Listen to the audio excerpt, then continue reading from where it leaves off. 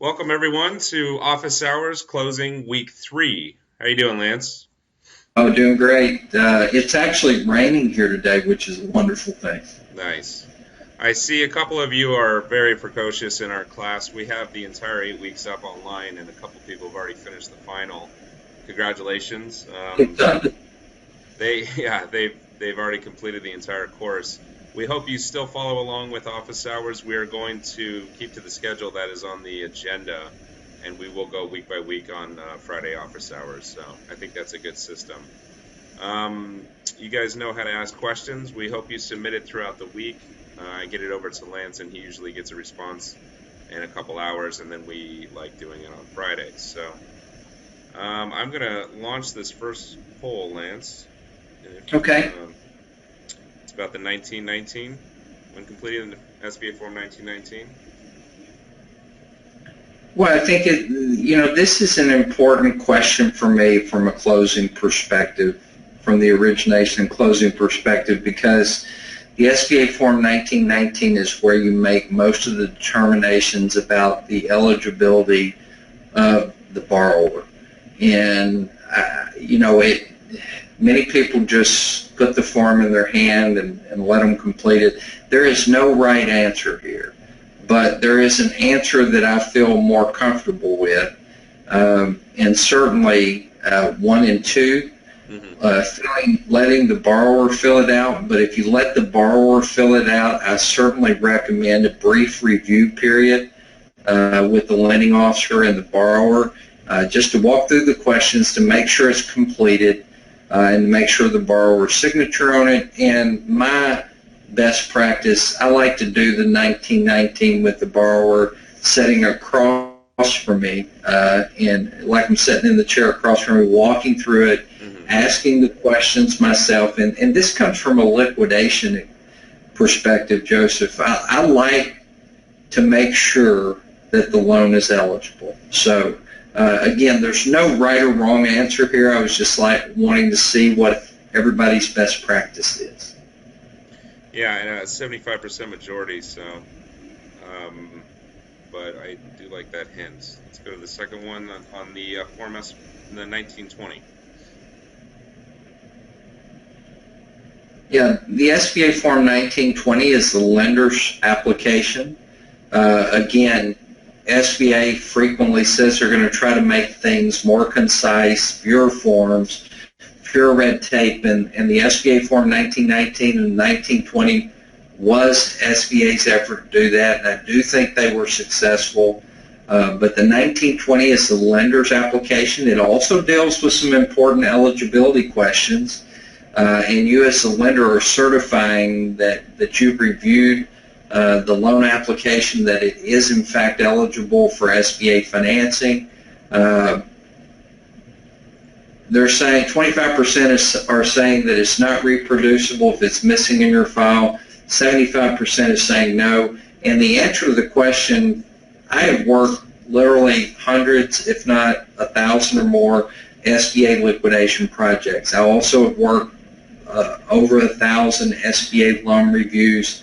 If the SBA Form 1920 is not in the file because it's the banker's form, you can reproduce that form. Now, you don't want to backdate it. That certainly is not a proper practice. But you can reproduce the form if you've got a lender that can certify the information is correct and date it the day you reproduce it. But it is, in fact, reproducible for your loan file if it's missing. And let's go to the third one. This question is about the credit elsewhere test, and just trying to see what you think is the best proof.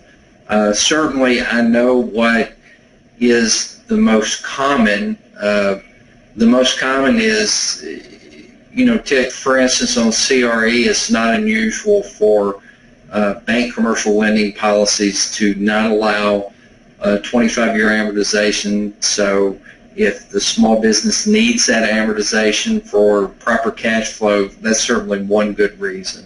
But let's see what the results say. Coming in kind of slow, but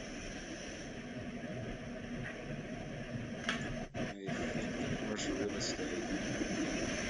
Yeah, they hit it because this is the most common reason and probably one of the best reasons that credit was not available elsewhere. Another I'm dealing with, they have an existing loan at a bank, they need some additional funds, and the current bank will not provide those additional funds, and with an SBA loan, we are able to consider providing those funds. So they did hit the most common one in my perspective. And the last one is on the 912 as a required on all SBA loans. And I'm not going to say anything, I'm just going to wait for the results, and then I'll say something.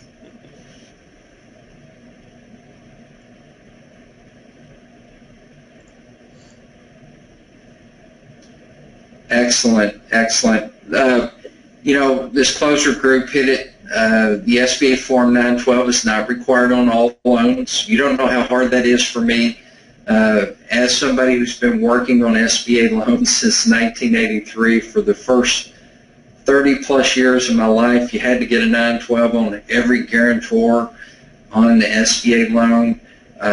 But now, unless they basically on the 1919 indicate they've been convicted of a felony or they're on the first three questions, if they answer yes to, then you've got to do a 912. So the 912 is not a required form anymore.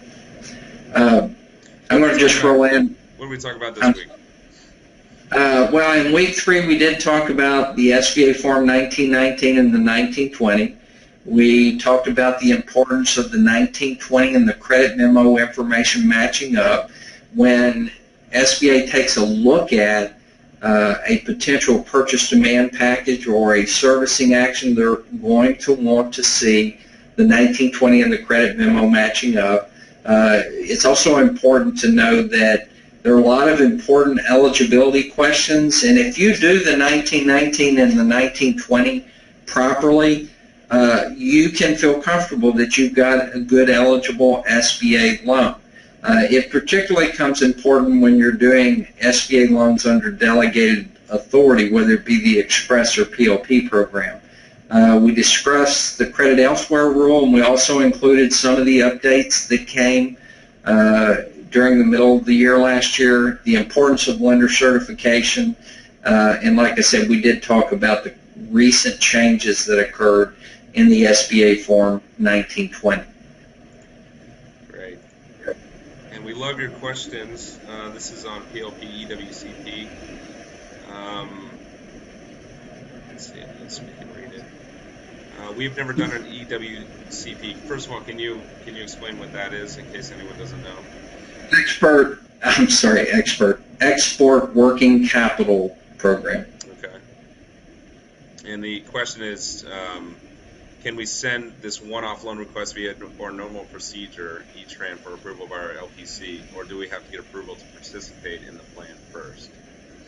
Yeah, on the EWCP loans, you're going to have to get approval from USIAC or your local district office. My recommendation is go to your local district office. Hopefully, all of our SBA participant banks that are in this closing class have a contact at the local district office. If not, I encourage you to reach out and make a contact at that district office. But these export working capital loans are going to need to go again through your local district office.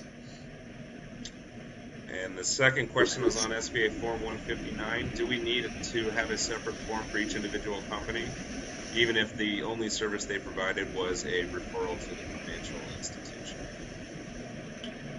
And I'm a little confused. The answer is, if someone gets paid by the borrower for a service related to the SBA loan, the answer is you need a SBA Form 159. So each, again, individual or company that gets paid by the SBA borrower, there is a requirement to complete the SBA Form 159 and get the appropriate signatures, even if the service provided was a referral to the financial institution. Now, it's important to note that You don't have to do an SBA Form 159 if the bank is paying the referral fee, but you do have to do the SBA Form 159 if the borrower is paying the referral fee. Great.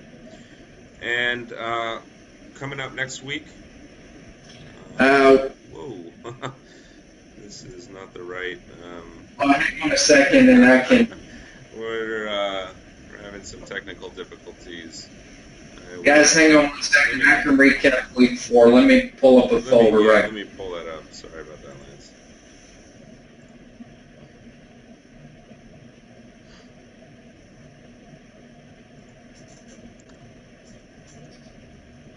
Yeah, on week 4, we're going to talk about some very important information, and my head's going to go back and forth. We're going to talk about the equity injection.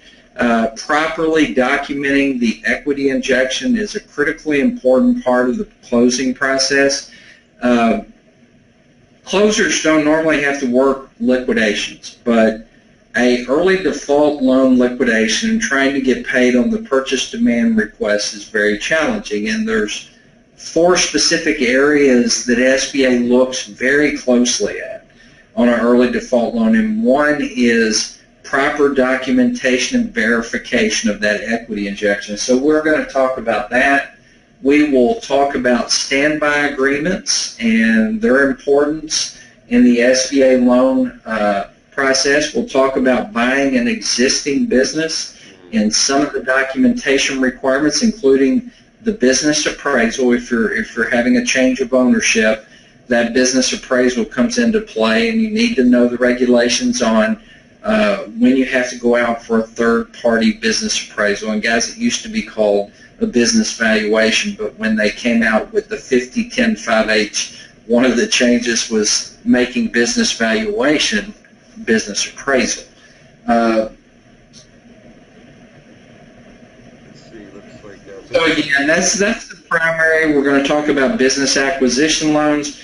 We're going to talk about the importance of the equity injection, properly documenting the equity injection. We'll also take a look at some SBA forms, and we'll talk about the standby agreement and its importance in the SBA lending process. Sorry about that. I will get that no worries. next week. That's all we have today. We are clear of questions. Let me pull up the slide where you can ask questions. Yeah, and I would just encourage everybody as you work through the course during the week, including those people who have been very, I'm not going to say aggressive, but very entrepreneurial and working through the entire class already. Please bring your questions in. It certainly enhances the office hours experience, and it provides a good opportunity for everybody to pick up important information and knowledge about the SBA loan closing process. We're all set, and we'll see you guys next week for week 4. And submit your questions. Lance, that's it. Have a nice weekend. Guys, have a great weekend. See you next week. Take care.